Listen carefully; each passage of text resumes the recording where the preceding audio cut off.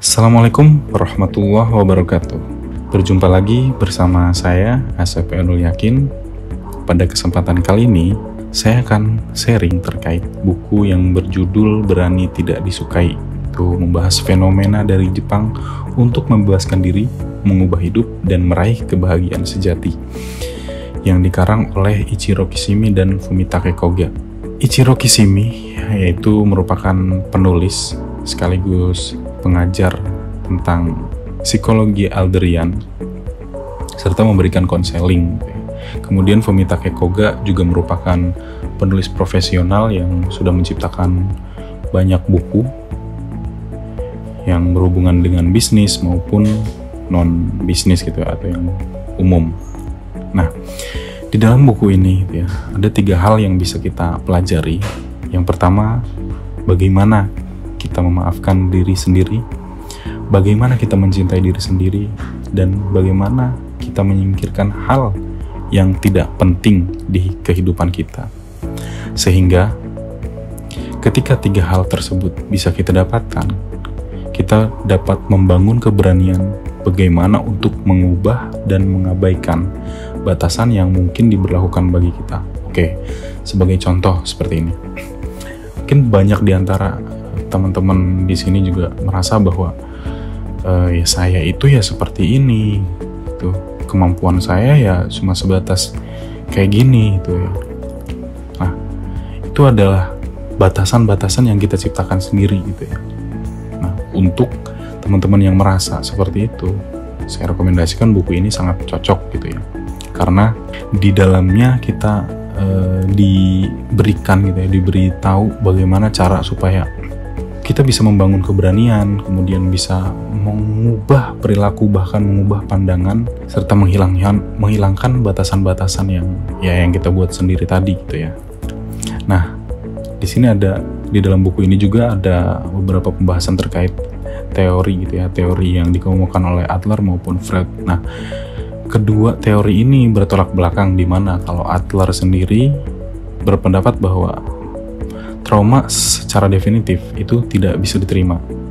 Kemudian Freud sendiri kebalikannya, itu luka batin seseorang atau trauma menyebabkan ketidakbahagiaannya di masa kini.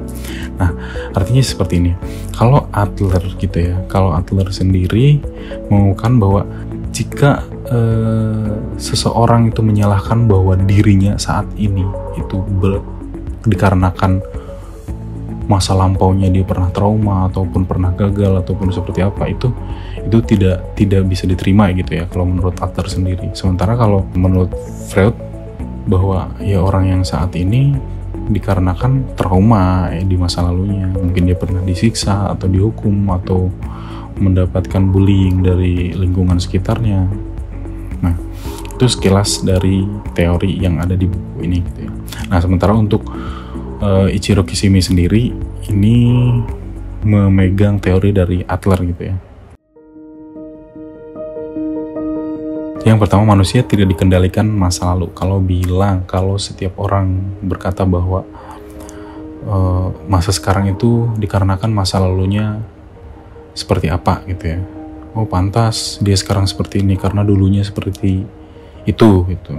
Nah, secara khusus keberhasilan atau kegagalan tidak ditentukan oleh pengalaman ataupun trauma, melainkan bagaimana kita memberikan arti dari pengalaman yang kita dapatkan. Seperti contoh seperti ini. Anggaplah ketika teman atau saudara kita terkena musibah, gitu ya, yang menyebabkan dia mungkin putus sekolah ataupun dia tidak bisa melanjutkan pendidikannya, seperti itu.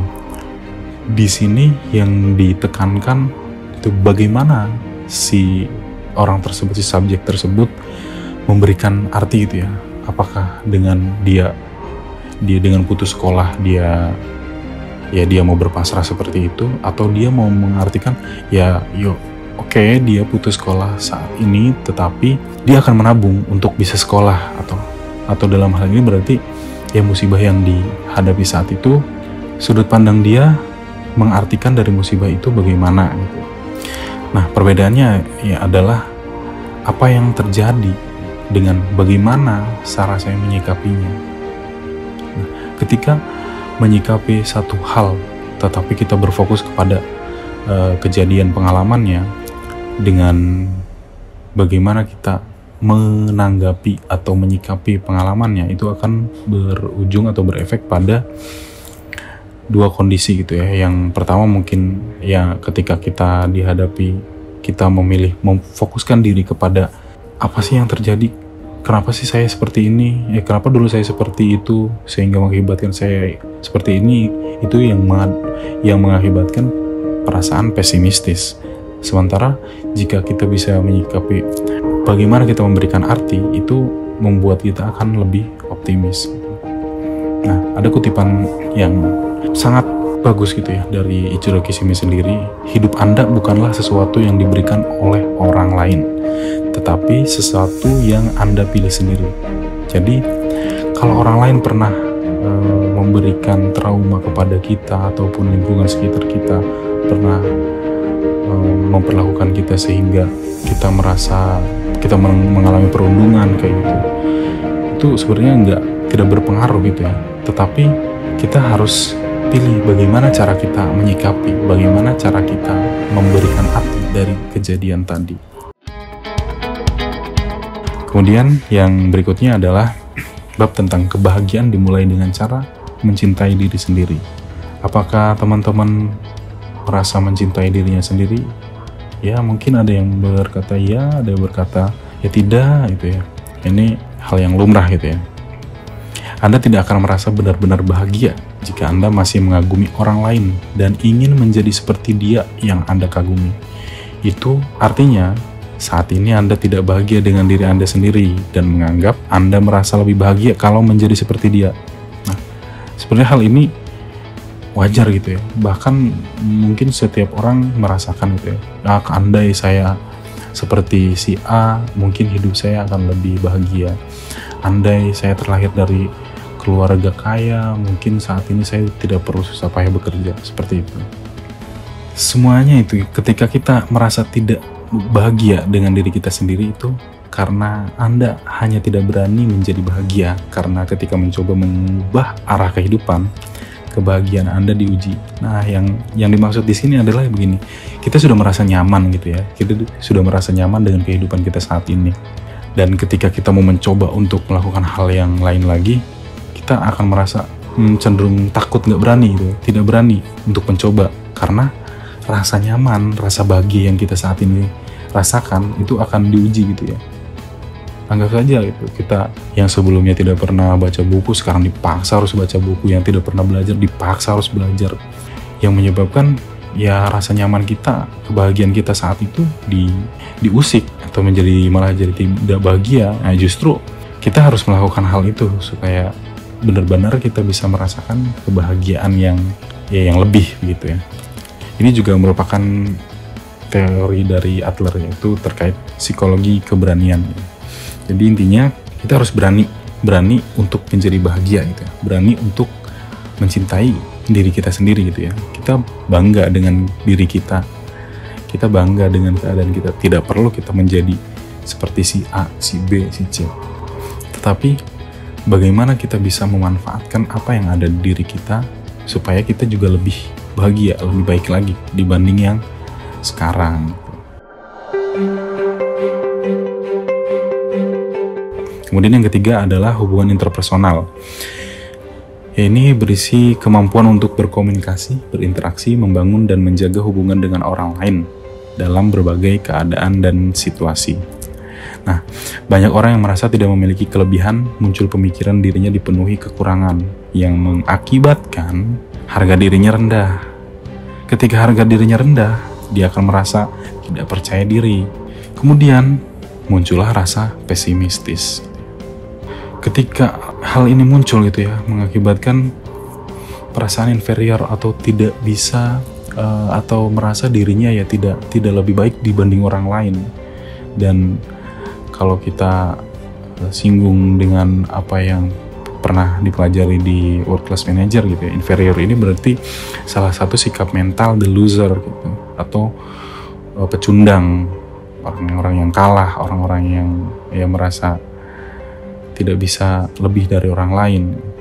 Hal ini bisa kita hilangkan gitu dengan membangun hubungan interpersonal yang baik. Untuk itulah dibutuhkan kemampuan interpersonal supaya setiap orang mampu menjalin hubungan antar pribadi. Kemudian individu yang gagal dalam mengembangkan keterampilan interpersonalnya akan mengalami hambatan dalam berbagai aspek kehidupannya, terutama aspek sosialnya. Maka dari sekarang, mari kita menjaga hubungan interpersonal gitu ya. Ya, kita berdamai dengan diri kita sendiri, kemudian kita bangun hubungan yang baik dengan pribadi-pribadi yang lain, ya, rekan kerja, keluarga, tetangga, atau siapapun yang kita temui di kehidupan kita.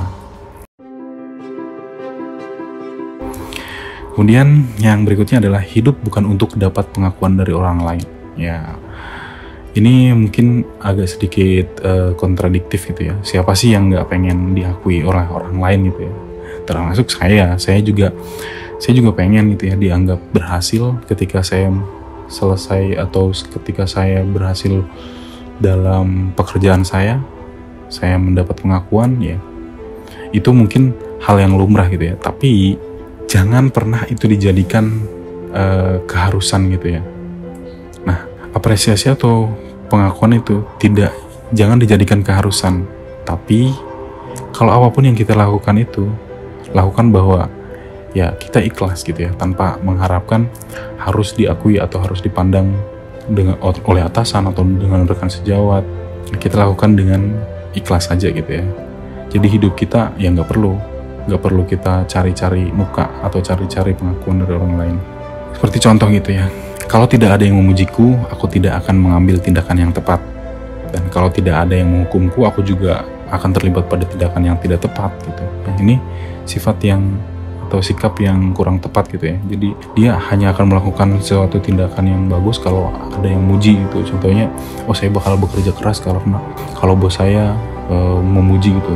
Terus kalau misalnya bos saya nggak pernah memuji, ya saya lakukan sesukanya saya lah, bahkan saya melakukan pelanggaran. Ini hal yang tidak boleh dilakukan seperti itu. Anda tidak hidup untuk memuaskan ekspektasi orang lain. Jika itu terus dilakukan, maka Anda tidak akan memiliki keyakinan terhadap diri sendiri. Semua pekerjaan menjadi sulit karena Anda melakukannya demi memuaskan ekspektasi orang lain. Anda akan selalu cemas dan takut menerima penilaian orang lain. Jelas ini adalah jalan hidup yang mengekang.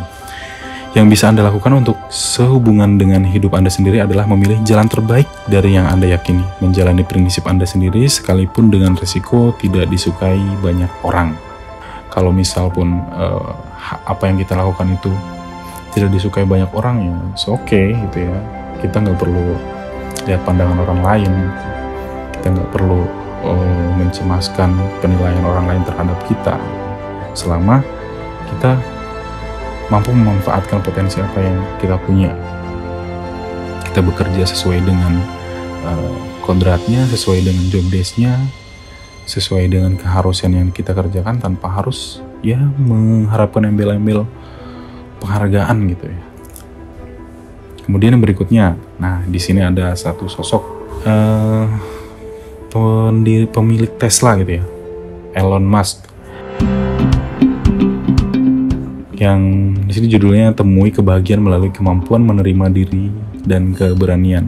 Mungkin bagi sebagian orang Elon Musk adalah sosok yang perfect gitu ya. Tapi menurut surat kabar gitu ya atau beberapa berita bahwasanya Elon Musk ini bekerja sangat keras, yang mungkin kalau menurut saya secara finansial atau secara karir beliau adalah orang yang sangat perfect, sangat sukses, tapi kita tidak tahu gitu ya di belakangnya keluarganya itu apakah dapat perhatian ataupun mungkin kehidupan sosialnya dia kurang, dia tidak punya teman ataupun seperti apa gitu ya. Jadi tidak ada seorang pun yang perfect atau seorang yang sempurna.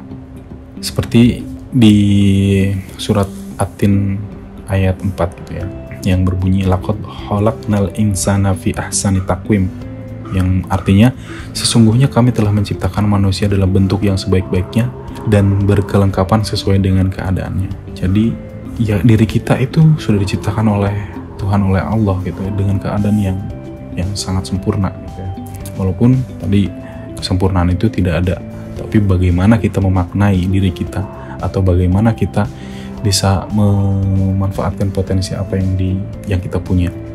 Ini ada kutipan juga dari Ichiro Kishimi, kita tidak kekurangan kemampuan, kita hanya kurang keberanian. Semua itu bermuara pada keberanian. Jadi sebenarnya setiap orang itu memiliki potensi masing-masing gitu ya. Nggak pernah kekurangan kemampuan. Tapi balik lagi, kita berani atau tidak untuk melakukan satu hal yang selama ini tidak kita lakukan. Nah, artinya menitik beratkan kepada kita harus berani mengambil setiap resiko atau mengambil setiap pilihan yang kita tentukan, seperti itu. Kepasrahan positif di mana manusia tidak bisa mengubah dengan apa dia dilahirkan, tetapi dengan kekuatan sendiri dia bisa berupaya mengubah caranya memanfaatkan hal-hal tersebut. Nah, seperti contoh di sini ada gambar gitu ya, dua anak kecil yang sedang berjabat tangan, tapi sebenarnya itu bukan berjabat tangan. Dia sedang mengulurkan tangan untuk membantu si yang pakai baju putih ini untuk menyeberangi sungai gitu. Nah, sebaik-baik manusia adalah mereka yang bermanfaat bagi orang lain. Jadi walaupun kita saat ini mungkin merasa tidak sempurna ataupun banyak kekurangan, tapi tanamkan di diri kita gitu ya. Tanamkan di diri kita perasaan untuk berkontribusi bahwasanya gini, saya seperti ini tapi saya mampu berguna bagi keluarga saya. Saya mampu berguna bagi lingkungan saya, ataupun saya bekerja dan dipercaya saya berkontribusi cukup banyak gitu untuk perusahaan yang saat ini saya bekerja gitu. Jadi tanamkan perasaan bahwasanya bapak-bapak atau teman-teman di sini itu selalu memiliki kontribusi terhadap apapun yang dilakukan. Intisari dari buku ini adalah yang pertama, Anda tidak ditentukan oleh pengalaman di masa lalu, namun dari arti yang Anda berikan pada pengalaman-pengalaman itulah yang menentukan kondisi Anda saat ini. Yang kedua, kebahagiaan dimulai dari cara Anda mencintai diri Anda sendiri. Ketidakbahagiaan dimulai ketika Anda menganggap akan merasa lebih bahagia jika menjadi seperti orang lain. Yang ketiga, hubungan interpersonal bisa menjadi persoalan jika seseorang tidak mampu menjalin hubungan antar pribadi dengan orang lain. Dan yang keempat, Anda tidak hidup untuk memuaskan ekspektasi orang lain. Jika hal itu terus dilakukan, maka Anda tidak akan pernah memiliki keyakinan terhadap diri Anda sendiri. Kemudian yang kelima, Anda akan menemukan kebahagiaan ketika Anda mampu menerima diri Anda sepenuhnya dan mampu berkontribusi bagi orang lain di sekitar Anda. Baik, terima kasih atas waktunya. Semoga apa yang saya paparkan dapat teman-teman ambil insight-nya gitu ya. Dan kembali lagi bahwasanya tidak ada manusia yang sempurna, tapi bagaimana kita bisa berguna atau bermanfaat bagi orang lain. Dan jangan pernah juga membandingkan diri kita supaya menjadi seperti orang lain gitu ya. Jadi cintai diri Anda sendiri, terima diri Anda, kemudian optimalkan bakat ataupun kemampuan yang Anda miliki. Sekian dari saya, terima kasih, sampai berjumpa kembali. Assalamualaikum warahmatullahi wabarakatuh.